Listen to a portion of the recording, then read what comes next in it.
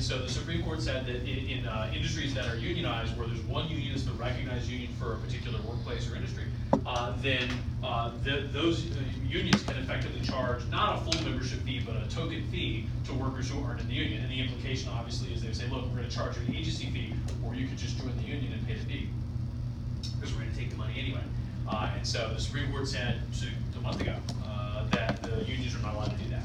And so that's a big deal, because one of the big things union had going was if you're a Democratic politician and you want the endorsement of the AFL-CIO or whatever, it comes with money, right? They collect money from all their members, which they donate to their political PAC, which can go to your campaign. Well, they want every state, hypothetically, they want every state to be right to work, don't they? Right to work, but you can't be made to join a union. You can't have a closed shop where once the union becomes recognized in a factory, every person who works there joins the union. Most states, particularly the South and West, don't do that. And of course, in those states, union membership is very, very low, because whenever, instead of unionizing a factory and automatically recruiting all the workers, they have to go out and recruit people like one at a time. And so, as it turns out, that's very difficult and expensive to do. Yeah, and so, as it turns out, if you look at, in a certain sense, at conservative politics since like the 40s, there's been this very great hostility to labor unions, which started out, I think, ideologically opposed to labor unions, and turned out to being opposed to labor unions because they support liberals, right? I mean, it makes perfect sense that like today a Republican would not like unions, because when you think of union members, they vote against you. So of course you wouldn't like them, right? But on the other hand, a smaller percentage of the American workforce is unionized now than at any point since like the 1920s. I mean, do you think this is the first step towards something bigger?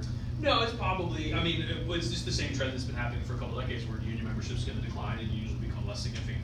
And it will change the Democratic Party a lot, because a lot of more conservative Democrats ended up sort of sticking around in the Democratic Party through the 1970s and 80s, when the party got very liberal on like social issues and things. And the reason they did is because they had union support. Like the white working class union members were still a major constituency of the Democrats in like Illinois, Ohio, New York State, and they're increasingly not. Like those, if you think of white working class voters, you typically didn't think of them voting Republican. You think it should be swayed all? Like with this report, I mean, like the voting now, because the unions are being, there's a hard to. No, I think the big unions will probably still continue to support Democratic candidates. They just will be less important. And the other end of it is, if you're a Democratic candidate, union members will increasingly be less of a thing that you won't get your votes from them, right? It'll be the kind of people that voted for Barack Obama in 2008, young people, urban people, highly educated people, minorities, and not white working class voters, because white working class voters increasingly identify with the Republican Party. The exception was unionized white working class voters who were still Democrats, but that's a smaller and smaller and smaller percentage of workers every year. So, and the unions still score some occasional victories, like they almost recalled Scott Walker in Wisconsin 4 or 5 years ago, but didn't. But like the teachers' unions got pay raises in a bunch of states this year, and so I mean it's still like that's still a thing. But like on the other hand, taking away agency fees makes it really hard for unions to organize workers and particularly recruit new workers. And so like there you go. And I didn't read the decision, and so I can't comment on the constitutionality of the ruling. Like I don't necessarily know if it was a good or a bad ruling, but it was a big deal if you're a union, right? Like all of a sudden you're gonna have to collect member fees yourself. The state won't do it for you. The state won't take the money and mail it to you, and they won't take money from people who aren't in the union, which is a big deal. That will have almost certainly immediate effects in like the 2018 elections, because like the labor movement, labor unions that have political action committees will have less money right now to spend influencing the 2018 elections, which is potentially like a big deal in 3 months. Right?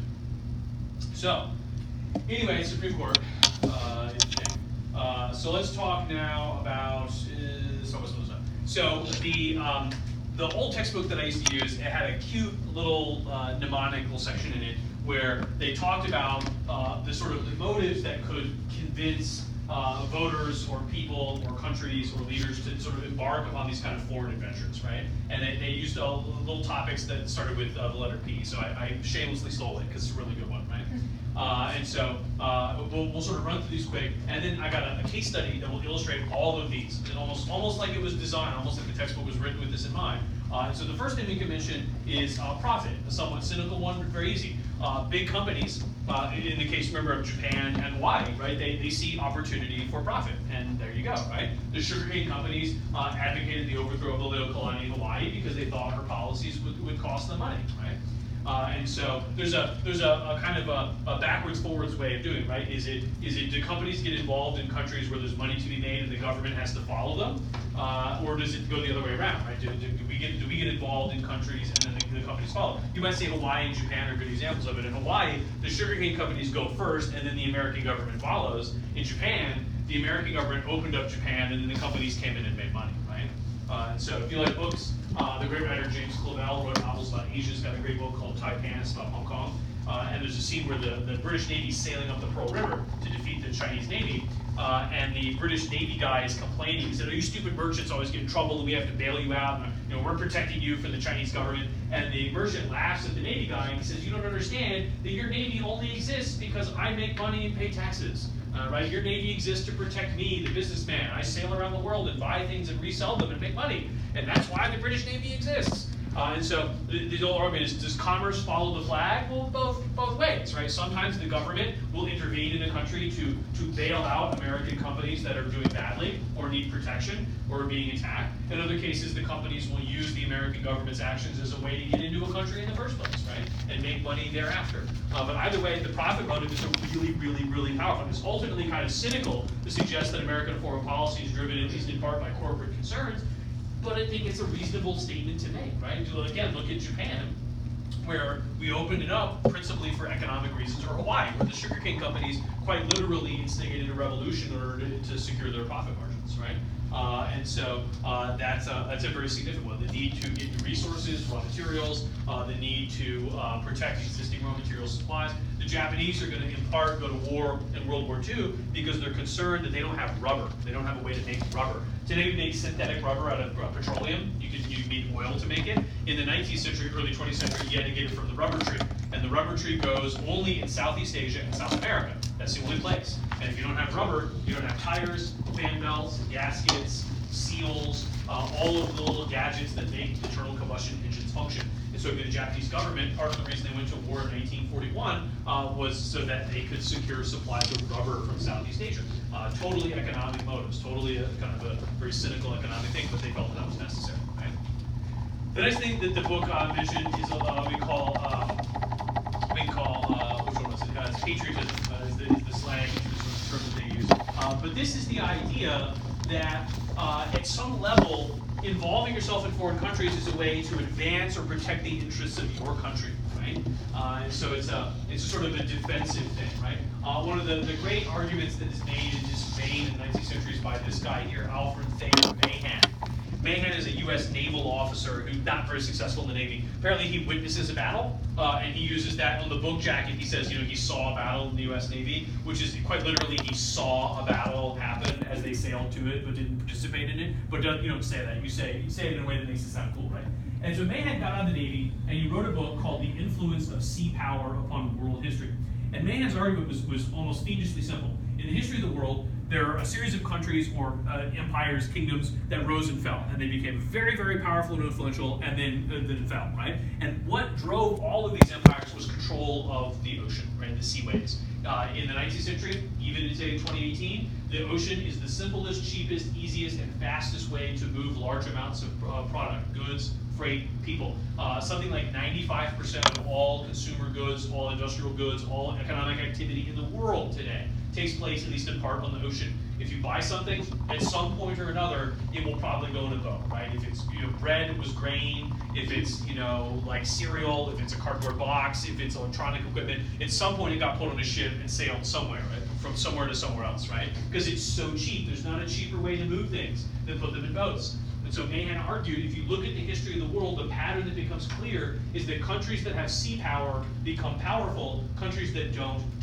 And of course, his examples are the ancient Egyptians, who dominated the Mediterranean for a while, and then eventually also the Greeks, who dominated the Mediterranean, lost it to the Romans, who dominated the Mediterranean for hundreds of years. They called the Mediterranean our sea, the Roman lake.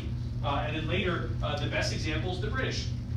If you look at the British man and say, look, England is miserable. It has no resources, a small population, poor agriculture, and look at the map. at the beginning of the 19th century, or the 20th century, excuse me, beginning of the 20th century, the British control something like 25% of the surface of the world and 20% of the population of the world.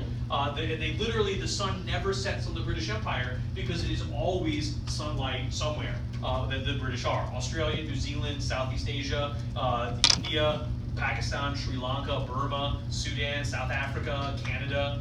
There's British control everywhere. And what do the British have? They have a little tiny island, but they have the world's biggest navy. The world's biggest, best, and most powerful navy and civilian merchant marine. And so the British control the world's economy because they control the oceans, right? And so Mahan argues that if your country is going to become powerful, you must do the same thing.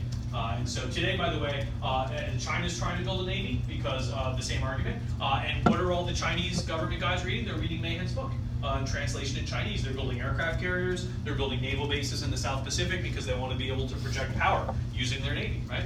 And so by the turn of the 20th century, Mahan's book is extraordinarily popular in the United States of America. If you're an American president and you're a fan of Mahan's book, what do you think America should do? We should build a navy. We should build a bigger army.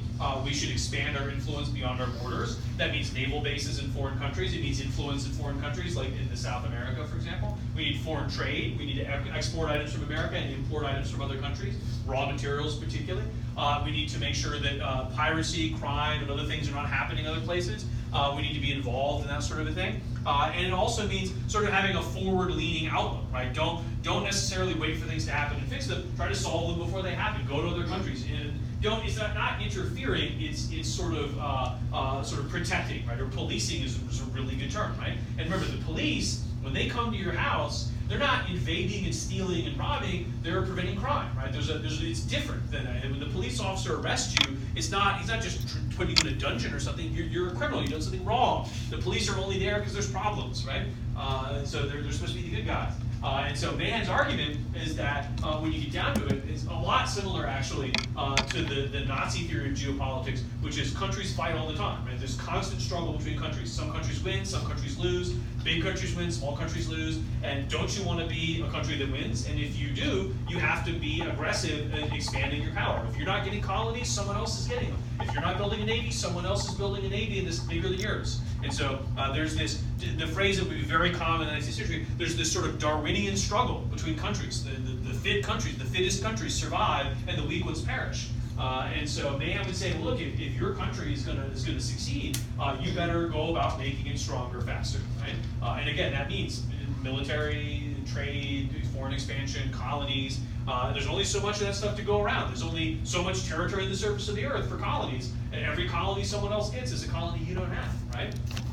And so Mahan's book I think is deeply influential. No less a figure than future President Theodore Roosevelt, the father of the modern U.S. Navy, is a huge fan of Mahan, writes Mahan fan letters that Mahan answers. And Mahan is like a weird intellectual, and here's this guy who was, like famous writing you letters, right? That's a pretty big deal, right? That would be like someone asking the President of the United States of America what he thinks about something and him producing your book and saying, oh, I read this guy's book and he's a genius.